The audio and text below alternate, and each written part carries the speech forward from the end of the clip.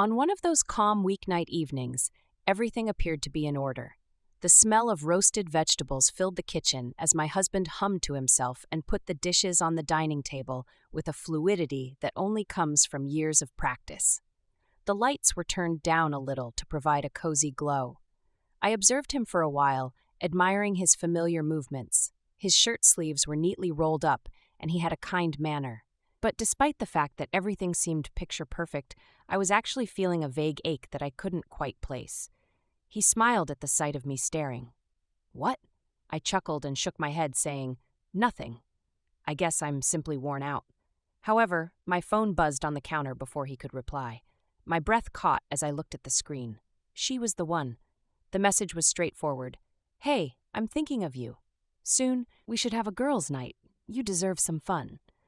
A familiar warmth spread through my chest, followed by the sharp edge of something unnameable. Guilt? Excitement? I wasn't sure. I quickly locked the phone and returned to my chair.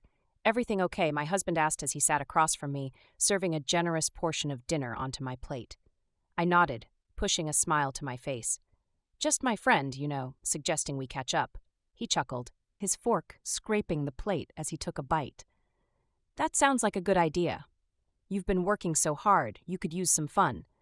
There was no suspicion in his voice, no shadow of doubt, but his words only deepened the knot in my stomach.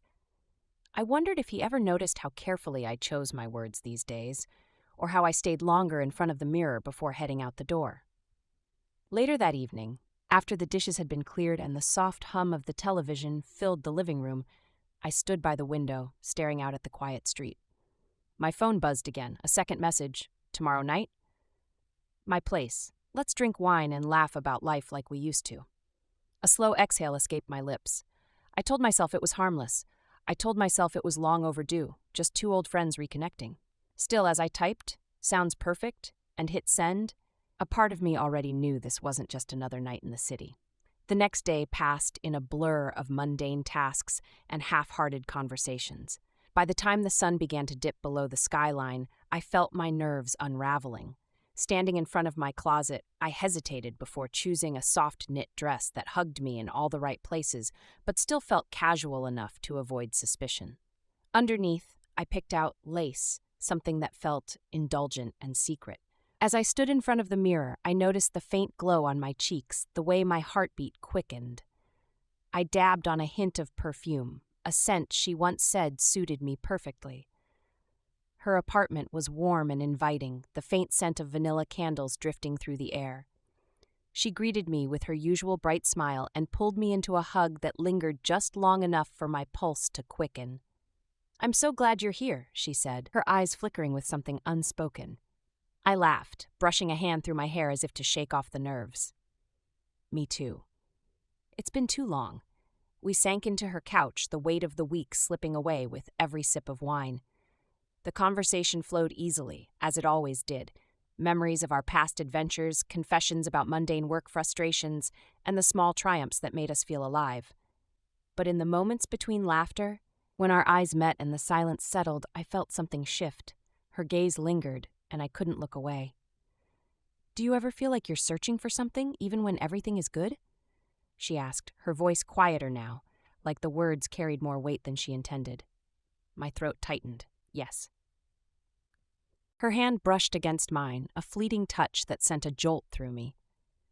In that small, intimate space, surrounded by the soft glow of lamps and the hum of the city outside, I felt like I was standing on the edge of something vast and uncharted. I could hear my husband's steady, familiar voice in my head, telling me I was being silly, that I had everything I ever wanted. But here, in this apartment, under her watchful gaze, I wasn't sure if that was enough anymore, and when her fingers intertwined with mine, I didn't pull away. The warmth of her hand in mine was both thrilling and terrifying. I felt the air shift between us, a subtle, almost imperceptible current that seemed to pull me forward. My mind raced with reasons to move, to laugh it off as a playful gesture. But instead, I sat there, caught between the comfort of her presence and the ache of something new and forbidden. She tilted her head slightly, studying me with those knowing eyes. "You've changed," she said softly. "I don't know how to explain it, but you seem different." I swallowed hard. "Maybe I am." Her lips curved into a soft smile, though her gaze didn't lose its intensity. I like this version of you. She's freer. I let out a shaky breath and reached for my glass of wine, trying to ground myself. Sometimes I don't even know who I am anymore, I admitted. I go through the motions, work, home, dinner with my husband, and it's fine. But it feels like I'm living someone else's life. She shifted closer, and I felt the faint brush of her knee against mine. You're not alone in that feeling, she whispered. We all crave something real, something raw. My heart pounded in my chest. Her words peeled back a layer I didn't even know I had. I turned to face her fully, our knees touching now, neither of us pulling away. I could feel the weight of unspoken words pressing down between us, thick and undeniable. Her voice broke the silence. Do you ever wonder what it would be like to let yourself feel again? I stared at her, searching for the right thing to say. Something logical, something safe. But the truth was clawing its way out of me. All the time. She reached up, brushing a stray lock of hair behind my ear. Her fingers were gentle but deliberate, lingering for a moment longer than they needed to. My breath caught in my throat and time seemed to slow. I could feel the hum of the city through the windows, but it was distant, like white noise in the background of something far more intimate. Then it happened, soft, tentative, but electric. Her lips brushed mine, testing the boundaries we both knew we were crossing. It wasn't rushed or frantic. It was slow, deliberate, like she was savoring the moment. My mind screamed at me to stop, to pull away, to remember everything I was risking. But my body didn't listen. Instead, I leaned in, closing the gap between us. The kiss deepened, and for a moment, everything else fell away. The weight of expectations, the fear of consequences, even the image of my husband waiting at home. All that existed was her warmth, her breath, and the way my heart raced against my ribs. When we finally pulled back, the world seemed quieter somehow. Her face was inches from mine, her eyes wide but soft. I've thought about that for so long, she admitted, her voice barely above a whisper. I blinked, trying to process the gravity of what had just happened. Me too, I confessed, surprised by the honesty in my own voice. The silence that followed wasn't awkward. It felt like a fragile truce between who we were and who we wanted to be. She reached for my hand again, her thumb tracing small, absent-minded circles against my skin. Stay a little longer, she asked, her tone careful, almost hesitant. I hesitated, not because I didn't want to, but because I knew what staying would mean. The line we had crossed wasn't just some fleeting moment of weakness, it was a point of no return. I don't know if I can, I whispered, though even as I said the words, I felt myself leaning toward her again. She nodded, understanding without judgment. It's okay. Her fingers brushed mine once more before she let go. No pressure. I don't want you to leave feeling like this was a mistake. I met her gaze, and for the first time, in what felt like forever, I saw myself reflected in someone else's eyes, not as a wife or a professional, but as someone deserving of more than the roles she'd been given. A lump formed in my throat as I stood, grabbing my coat with shaky hands. I need some time to think, I said, though I wasn't even sure what I was trying to think through. She walked me to the door, standing close enough that our arms brushed. Take all the time you need, she murmured. I'll be here. I nodded, unable to trust my voice. The cool air outside hit my face as I stepped out, sharp and sobering. But even as I walked away from her apartment, the memory of her touch lingered like an unshakable echo. At home, the house was quiet except for the low hum of the television in the living room. My husband was half asleep on the couch, the soft glow of the screen casting shadows across his face. He stirred when he heard me come in, offering me a sleepy smile. "How was your night?" he asked, his voice thick with drowsiness. "Good," I replied, the lie slipping out too easily. I kissed his forehead, the gesture automatic but hollow. As I stood there, watching him drift back into sleep, I wondered how long I could pretend that everything was the same. Because deep down, I knew it wasn't. The morning light filtered through the windows, soft and golden, but it did nothing to quiet the storm in my chest. I sat at the kitchen counter, my hands wrapped around a cup of coffee that had long since gone cold. The night before played in my mind like a reel I couldn't pause. Her touch, the warmth of her breath, the way I felt like I had come undone and reassembled into someone new.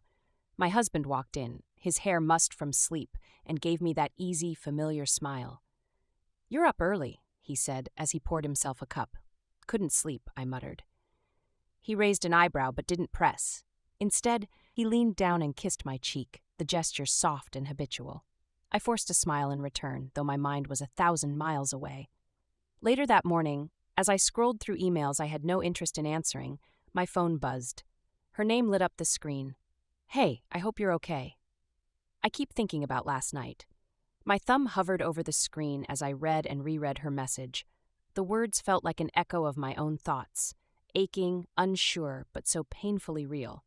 I typed out a response, "Me too. I don't know what comes next." Her reply was almost instant. "Come over tonight. Let's talk.